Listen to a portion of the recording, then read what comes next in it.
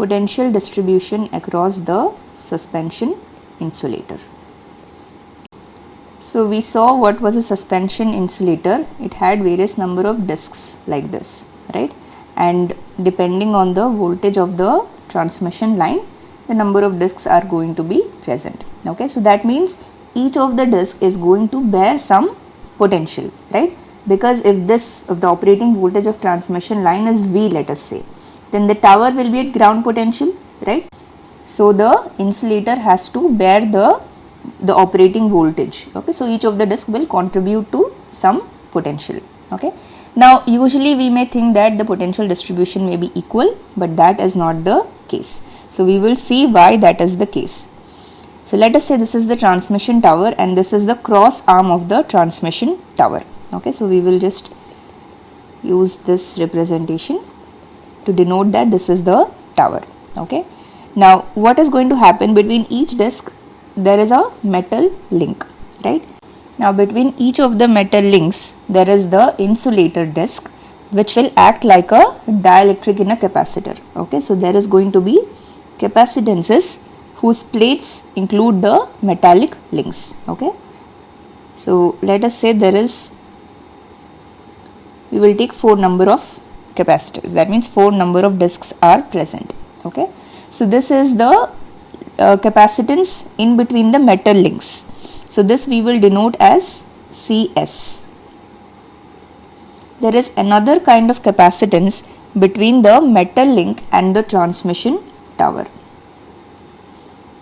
Okay, so these we are going to take as CM. Here also there will be one capacitance, right? Because this is also one metallic link. So in between that and the tower there is going to be a capacitance, but that is not going to affect it, so we don't consider it. Okay, so CS is called as the self or the link to link capacitance.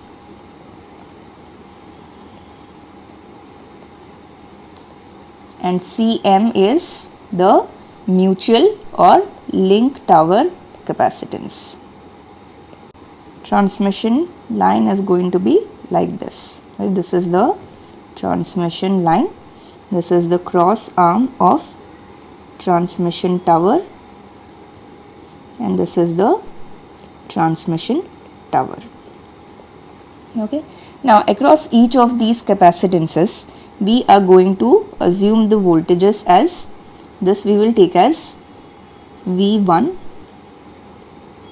V2, V3 and V4. So if you add all of these voltages, it will be equal to the operating voltage, right? So this entire voltage is the operating voltage. So we will now see how the voltage is distributed. So we will take the currents also. So this we will take as I11, I12. Okay, and here this we will take I21, I22, I31 and I32, and this is going to be I4. Here remember, this capacitance doesn't affect the voltage distribution.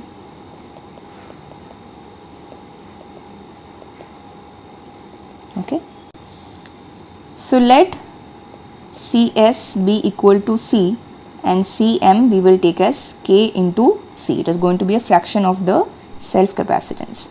So now if you apply KCL at this point, what is it? I22 is equal to I11 plus I12. I22 is equal to I11 plus I12. And now you can write the in terms of the voltage. What is I11? It is V1. This is the voltage at from this point to ground. The voltage is V1. So this capacitance also this point to the ground. So V1. Okay.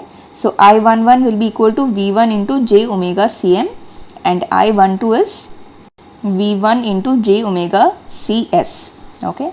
Or you can directly write this entire capacitance, they are in parallel, right? So the entire capacitance is going to be Cm plus Cs. So you can write in either way. I11 is going to be V1 into j omega C1 Cm plus V1 into j omega Cs, or you can directly write as I22 is equal to j omega Cm plus Cs into V1. So this is equal to j omega k into C plus C into V1. But also you can see through this capacitance I22 is the current, and what is the voltage here? V2 is the voltage. So V2 into j omega Cs will be I22. Okay. So from here you can write j omega C, you can write S also, into V2 is equal to j omega C, you can take out common, k plus 1 into V1. Okay. So from here you are going to get V2 is equal to k plus 1 into V1. So here we have expressed V2 in terms of V1. Now V3 also we should express in terms of V1. So how do we do that? See, I32 here also we'll use the KCL. So I32 is equal to I21 plus I22. Okay. So if you take this capacitance, what is the voltage across it? At this point the voltage is V1 plus V2, right? So the voltage across this will be V1 plus V2. So I21 you can write as V1 plus V2 into Kc, j omega into Kc, and I22 is V2 into j omega C. Okay. So you can see a pattern here. I32, this is equal to I21 plus I22. So instead of I32 you can write j omega C V3, and this will be equal to j omega k into C V1 plus V2 plus j omega C into V2. So what will you get here? V3 is equal to k into V1 plus V2 plus V2, right?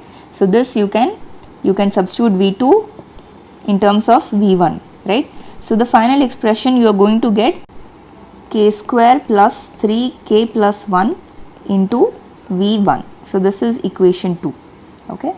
Now what we will do in the next V4, we will directly write the expression. So how to write the expression? See, V3, if you see, V3 is equal to k into V1 plus V2, right? The voltage across this into k plus this voltage. Similarly, V4 is equal to k into voltage across this, which is V1 plus V2 plus V3 plus V3. Okay. So you can write here V4 is equal to k into V1 plus V2 plus V3 plus V3. Once again you have to substitute this value of V3 and V2 in terms of V1. So you are going to get k cube plus 5k square plus 6k plus 1 into V1. This is the third equation. Okay. So now what will be the equation that we want? V is equal to V1 plus V2 plus V3 plus V4. Now each of these terms we can express in V1 and we can find out V1. Okay. So once we find out V1, we can find out the other voltages as well. Okay. So this is the fourth equation. Substituting equations 1, 2 and 3 in 4, we can get V1, and once we get V1, we can get the other voltages as well. Consequently, V2, V3 and V4 can also be found. So that is how we find the potential distribution. Also often you can find the capacitance between the links and the conductor as well. Let's say this is the capacitances between each of the metal links, and here you have the transmission line. Here also you are going to have capacitances. Now what is going to happen? Across this transmission line and the metal link, you are going to have another capacitance. Okay.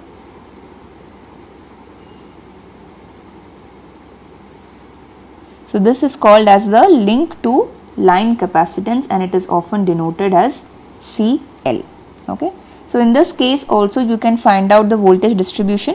You just have to take the extra current. This is Ix, let us say, and this is Iy. So if you take one example, if you take this node, let's take this current as I1 and this current as I2 and this as I3. Okay, so we're just seeing how to do this calculation.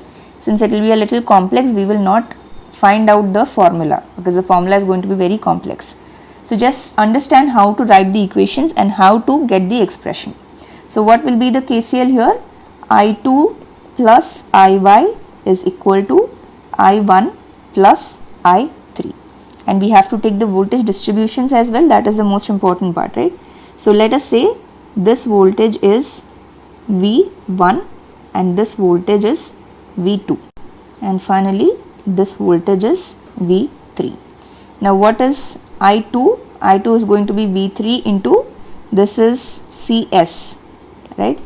CS, self capacitances, and this is the mutual capacitances. Okay, so now we can write I2 is equal to V3 into J omega CS plus what is Iy? Iy is the voltage across, this is V3, right? So V3 into J omega CL. This is equal to I1. I1, what is the voltage across this capacitance? It is going to be this entire voltage, which is V1 plus V2. So V1 plus V2 into J omega Cm plus I3 is again V2 into J omega Cs. Okay, so this is how you write the equation. For this node also you write the same equation, and provided we know these capacitances, we can easily find out the voltages. Now next, one important topic is the string efficiency. So we saw that the potential distribution is not uniform, right? So if you take a suspension insulator like this is the transmission line, let us say. Okay, so now let us say the voltages across each of this is V1, V2 and V3, and the operating voltage is given as V. Now what is the string efficiency? This is represented as eta. This is equal to voltage across the entire string, which is nothing but the operating voltage, divided by number of discs that are there, which is 3 in this case, and the voltage that is nearest to the voltage across the disc, which is nearest to the conductor, which is V3 in this case. Okay, so this is going to be voltage across the entire insulator, or you can say operating voltage of the transmission line, divided by N into voltage across the disc nearest to conductor or nearest to transmission line. Okay, so what is N here? N is the total number of discs. Okay, so if there was uniform distribution, what is going to happen? V3 is equal to V2 is equal to V1, and the total voltage will be V1 plus V2 plus V3 divided by N into V3. It is going to be 100%. Okay, so this shows that we want uniform distribution, right? In that way, all of the discs are going to face equal amount of electric stress. Okay, so the string efficiency should be as high as possible. That is desirable. So now the question is how to improve the string efficiency. Methods to improve string efficiency. So the first method is to use longer cross arms. So what will happen in this case? When you consider the transmission tower, this is the cross arm, right? This part here is the cross arm. So when you have longer cross arms, then what will happen? See, this is the capacitance between the links, right, and this is the transmission line. Now if this length is going to be larger, then what will happen to this capacitance? It is going to be much lesser. What will happen when this capacitance is small? So you can draw here itself. So with longer cross arms, Cm is going to reduce. With longer cross arms, Cm will reduce. So what will happen when the capacitance is reduced? The reactance is going to increase, right? What is reactance? 1 by j omega Cm. So if Cm reduces, then reactance is going to increase. So when reactance increases, the current through this capacitance is going to reduce. IC will reduce. Okay, so in that way, what will happen? The current through this will be equal to current through this. In that case, the voltage also will be same because this capacitances are equal. So currents are equal, capacitances are equal, so the voltage will also be distributed equally. So longer cross arms reduce Cm. If longer cross arm reduce Cm to a negligible value, then current through it also will be negligible, is also negligible. Then current through each of the discs will be same. So voltage distribution or voltage drop across each disc will also be same. Okay, but this method, it is not very economical. So limitation, it is uneconomical because for longer cross arms you need taller towers as well. Yes, that's why it is uneconomical. The second method is to use grading of insulator discs. Now the lowest capacitor, it will carry the largest amount of current, right? So if the current through it is large, then if you reduce the reactance, that means if you increase the capacitance, then this voltage can be made equal to this voltage, right? So in this way you can use the largest capacitance at the bottommost unit and you can keep decreasing it as we go up. Okay, so in this way the voltage drop across each of the units, they can be made equal. So that is the grading of insulator discs. Different capacitances are used for each disc. Okay, the lowermost capacitance is largest and the capacitance is reduced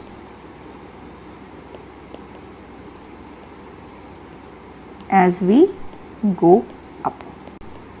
So in this way,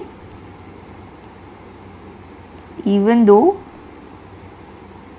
current through lowest capacitance is largest, because of reduced reactance, voltage is made equal to other discs. And the last and final one is the static shielding. So here what is done, we make use of a guard ring, or it is also called as a grading ring. So in this case what happens is, you have the transmission tower and cross arm like this, and you have the capacitances like this, right, and this is the line. Now what we want the current through each of the capacitances to be equal. So that means whatever current is flowing here, let us say this is I1 and this is I2, these two should be cancelled out, so that the same current, if I flows through this, I should flow through this. So here a guard ring is placed like this. Okay, so this is going to be at the same voltage as the operating voltage of the transmission line. So in between this metal link and the guard ring, there is going to be capacitance now. Okay, so if we can adjust the capacitance value such that whatever is current is flowing through the mutual capacitance, same current flows in between this guard ring and the metal link capacitor, right? So here I1 should be equal to I1. Similarly, I2, if it can flow through here. Okay, so more or less you will have equal currents through each of the capacitances. So when there is equal current, then there will be uniform voltage distribution.